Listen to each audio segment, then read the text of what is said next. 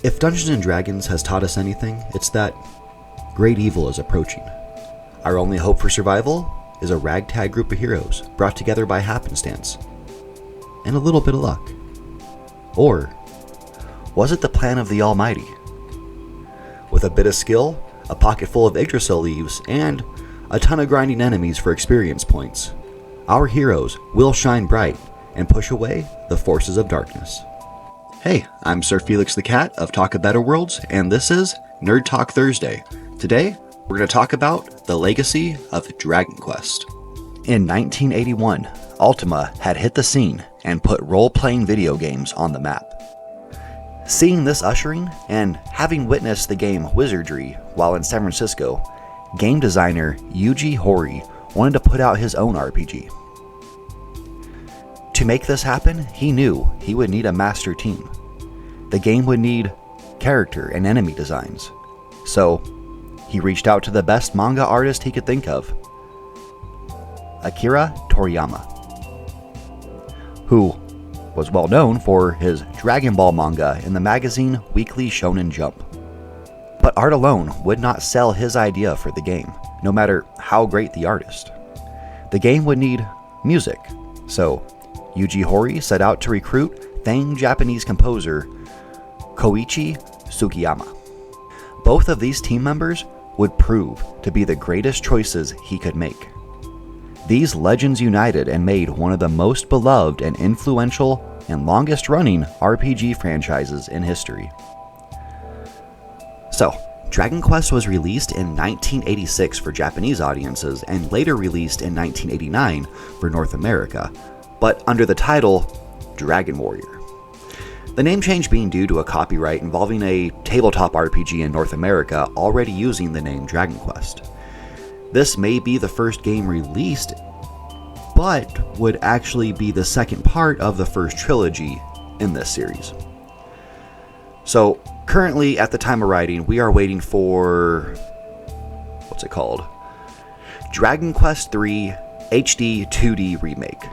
No relation to C-3PO. But I'm sure he would play it. It seems kinda like he'd be down with it.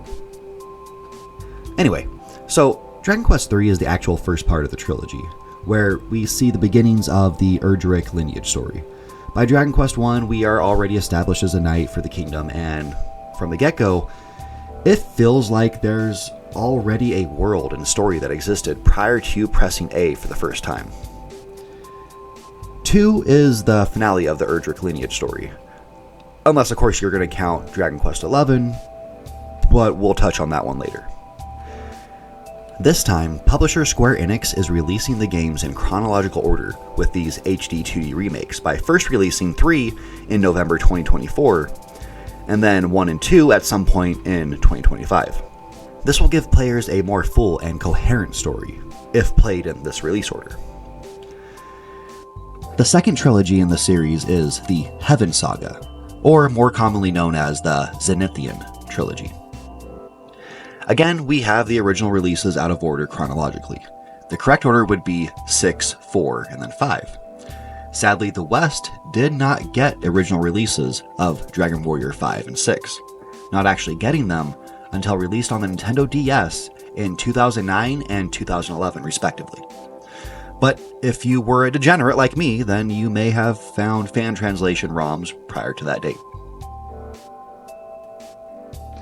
And that brings us to the year 2001, a year that brought us a couple big changes. Up until this point, all the games in the series were released on Nintendo consoles, and were all part of trilogies. However, in 2001, we would get the solo story PlayStation game, Dragon Warrior 7. It would later get a Nintendo 3DS remake, but for years, it was a PlayStation exclusive title. As would be the next entry, Dragon Quest VIII, released on the PlayStation 2, the first Western released game under the title Dragon Quest. In my opinion, this was the game that really put the series on the map here in the West, and was open to a much larger audience. With the series finally coming to the realm of 3D games, players could clearly see Akira Toriyama's art style. Plus, we finally got voice acting, which is a huge win. In a weird turn of events, Dragon Quest IX would come back to be a Nintendo exclusive, launching on the DS and would lose the voice acting. Not knocking the game, I bought it on release and dumped many hours into it. Dragon Quest X would also be a Nintendo exclusive, this time on the Wii, but only released in Japan, and it was an MMO. Still, we are waiting in North America for a port. And then, finally, we have Dragon Quest XI. In a massive change, this one, over time, was released on all current platforms from 2018 to 2020. That's the 3DS, the PS4, Xbox One, Stadia, Windows, and Nintendo Switch. Finally, the Dragon Quest series had hit the big leagues and was standing tall. Really, taller than its one-time rival turned sister series, Final Fantasy. It was also the first entry in many years to go back and touch on the legacy of Erdrick, putting you in the shoes of the Luminary once again. The series has always been noted as one of the most influential RPGs and one of the godfathers of the genre.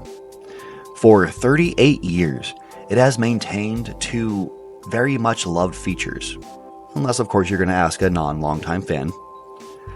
Those features being turn-based combat and a silent protagonist. The latter being really important because with a silent protagonist, you can actually cast yourself into the place of the main character, which is something you really can't do when your main character does have voice acting. It gives you that one extra special level of role-playing to your RPG. And turn-based combat gives you a level of strategy that action RPGs are sorely lacking.